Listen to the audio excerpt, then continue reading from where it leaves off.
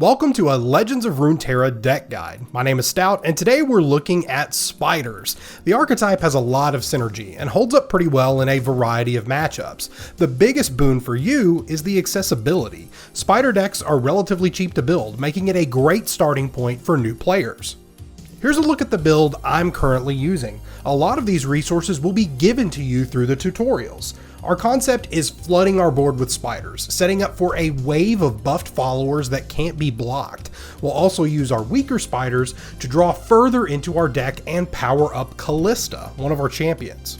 Speaking of Callista, let's talk about what she brings to the table. She is a 4-cost 4/3 with Fearsome, meaning only units with 3 attack or more can block her.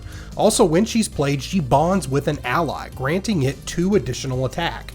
She levels up after she's seen 4 allies die. When leveled, she becomes a 5/3 with the same bond effect as before. She also revives her bonded ally if it dies when she attacks. Elise is the champion of spiders. She's a 2-cost 2/3 with Fearsome, and when she attacks, she creates a 1/1 spiderling also attacking. She levels up when you have 3 or more spiders other than Elise at the start of a round. When leveled, she's a 4/3 with Fearsome and Challenger. That means she can choose who blocks her.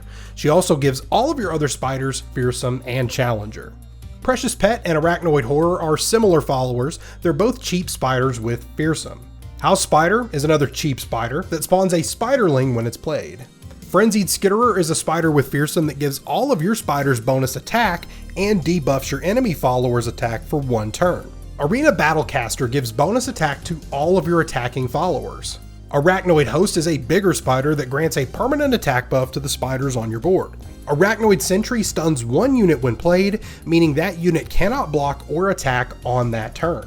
Captain Pharaon is your one big follower. He's an 8-cost 8/8 with Fearsome, and when he's played, he replaces your entire hand with Decimates. These are 5-cost spells that deal 4 damage to the enemy nexus. Onto the spells, Crawling Sensation will spawn 2 spiderlings if a unit on your field has died on this turn. This is also the card that additional Elise units will change into if you have one on the field already. That's because you can only have 1 champion of the same name out at any given time, though there are a few exceptions to this rule. Brothers Bond and Might are burst spells, meaning their effects happen the second you activate them. They both buff the attack power of your followers.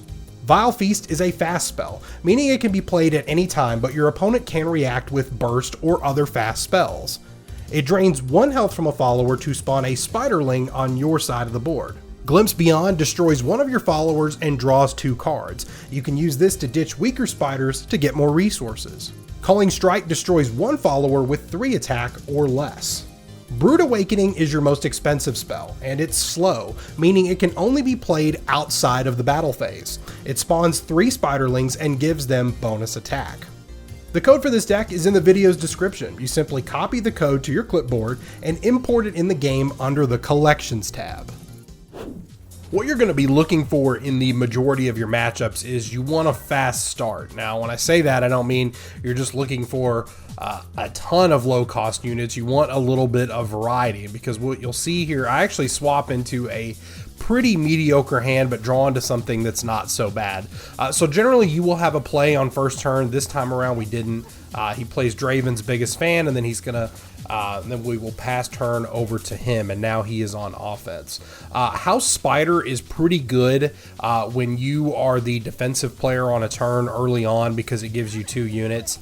But what you'll see here is we don't get the opportunity to do that, but he sets us up for something even better. By buffing that Draven's Biggest Fan, we can just activate our Feast here, and that will drain 1 HP from this unit, and it will give us a spiderling. So not only did we come out ahead because he committed so many resources, we get 1 spider, which is working towards our end goal of having a ton of spiders. So we're left with a few options here. Not going to go ahead and use the Frenzied Skitterer because it's not necessary right now. The big strength in Frenzied Skitterer is either buffing for a big attack round for you or debuffing an opponent's unit to set up for them not to be able to block your Fearsome units, which we don't have right now. So he plays Draven, which is a 3/3, which can be kind of scary, but we do have some options for it. Keep in mind we have the Culling Strike in our hand, which can destroy a unit with 3 attack or less. But the problem is he has got those Whirling Blades, which gives it +1. So we're not going to be able to scoop a Culling Blade on this Draven super easily, and you'll see that I realized that in the middle of the match.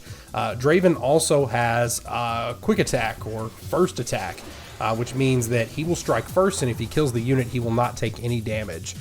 So we would just end up losing a unit and not really getting anywhere if we were to throw a blocker out there. So instead, the Arena Battlecaster is a good choice here. He's going to set up for a lot of damage from these Spiderlings next turn, and you'll see kind of how that unfolds.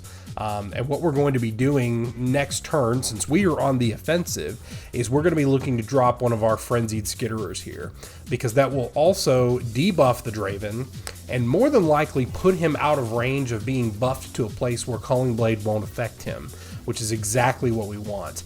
So now we've got a bunch of little ankle biters here, which is perfect for us, and now we're going to be looking to swing and do some damage. Now, because of the Battlecaster, all of these spiders are going to be getting an additional 1 attack, and I contemplate throwing out the Elise at that moment, but I deem it to be too early, because in most situations here, we've got enough spiders to where Elise will be able to transform either on the next defensive turn for us or the next attacking turn.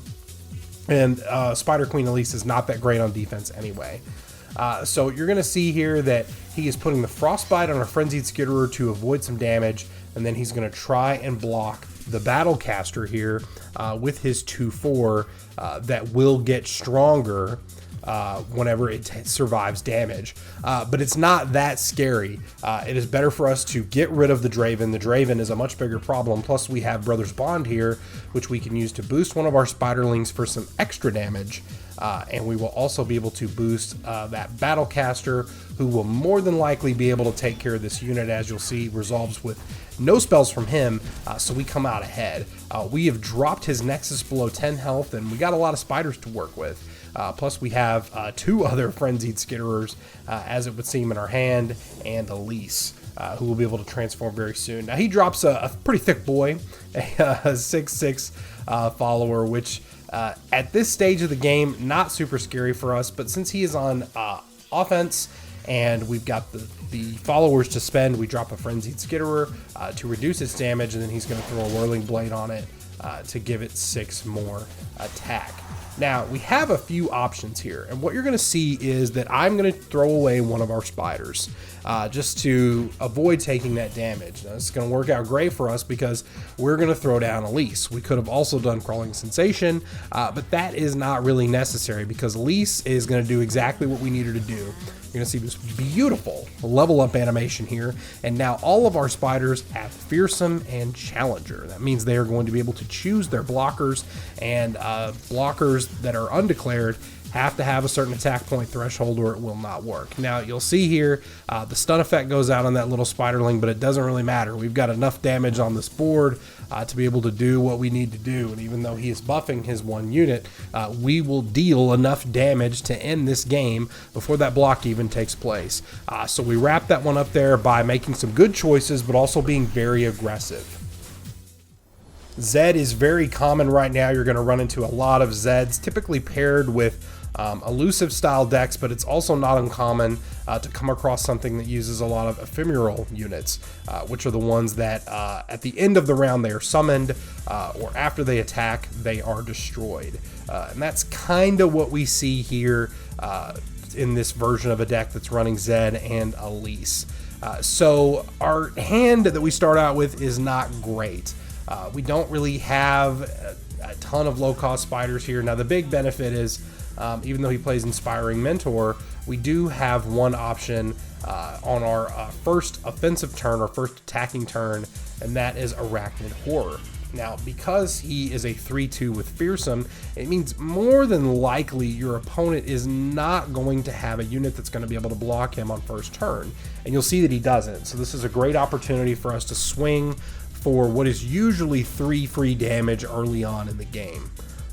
So now what we're going to be looking to do on the next turn is we're going to have to play something defensive, because he's only got 2 health. You don't really want to be blocking with this spider. You want him to be performing offensive actions for you. You want him dealing damage with his fearsome effects, because that's what he really excels at.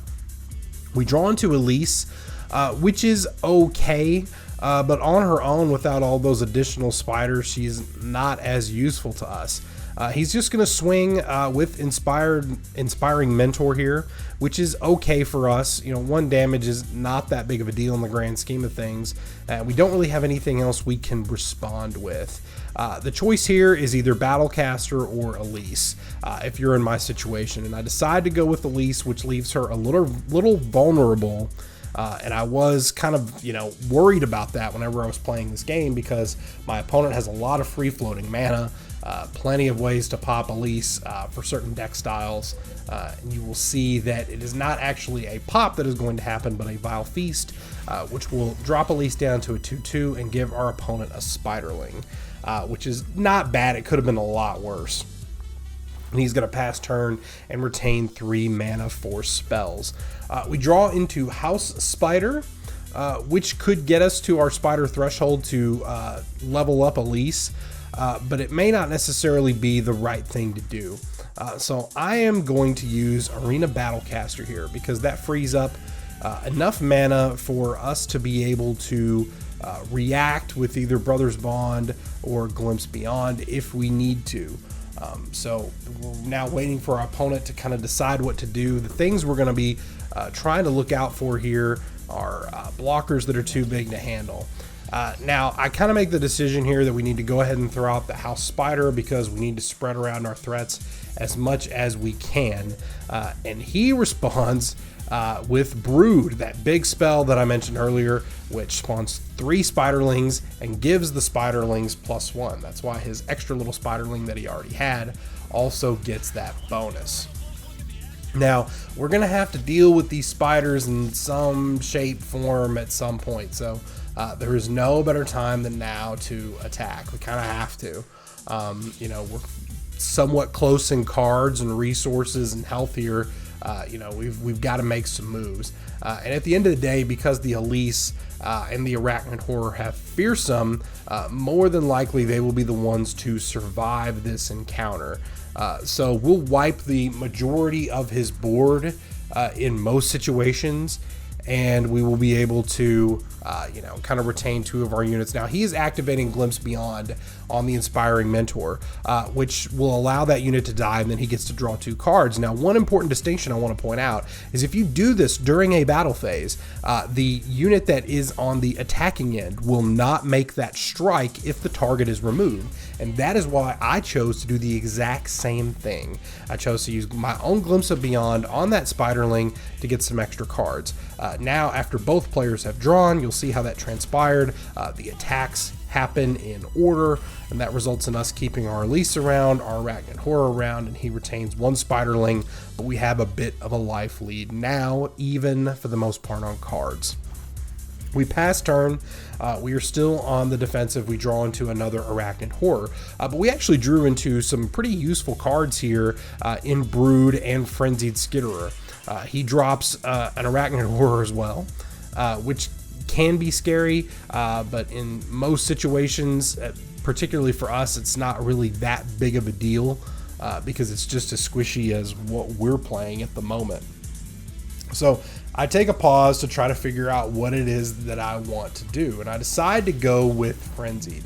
And the reason I did that is because I wanted to reduce the amount of damage that he's going to be able to deal to me on this turn. My intention is I'm not going to block him. Our units are too valuable, and we need to keep the spiders that we have to kind of come in that big attack wave that I mentioned earlier in the video. It's much more effective if you can set up for something like that, and just to be able to take a little bit of damage. This is kind of an idea that translates from Teppen, which is the game that I've been covering for so long, is that a lot of players are afraid to take a little bit of damage for a big reward later on. And don't be afraid to do that. That's important in Teppen, and it's important in Legends of Runeterra as well. So what we ended up getting is a leveled up Elise because we dropped another Arachnid Horror. We didn't block, we just took all that damage, and it really wasn't that much because of Frenzied Skitterer. Now we have a few choices here. Because of the boost that we have given our units with Elise, now that they all have Fearsome and Challenger, we can choose our blockers, and most of the units that we're up against here, I say most as if it's not 50-50, the Spiderling in this situation is not going to be able to block us, and I decide that it is time to go on the offensive because we have a lot of damage on the board, and we have some extra damage in our hand. So I pair the Arachnid Horrors together, and we use Brothers Bond because it's a burst, it happens instantaneously, and I'm going to boost that Frenzied Skitterer and the Elise. The Spiderling is too weak to block because of Fearsome, and as you'll see, that gives us enough damage to close out that match, so taking a little bit of damage for a big payoff down the road. Spiders are a great archetype for new players who like to play aggressively. Plus, they're cheap to build, so if you're looking for your first deck, this might be a good fit for you. Let me know how you build your spiders in the comments. Also, let me know what you think of this deck. It's also a great place to let me know what kind of decks you want to see me cover in future Legends of Runeterra videos. And if you like this kind of stuff, then subscribing is a great way to indicate to me that you want to see more of it. Take care, stay safe out there, take care of your friends, your families, and yourself, and I'll see you next time.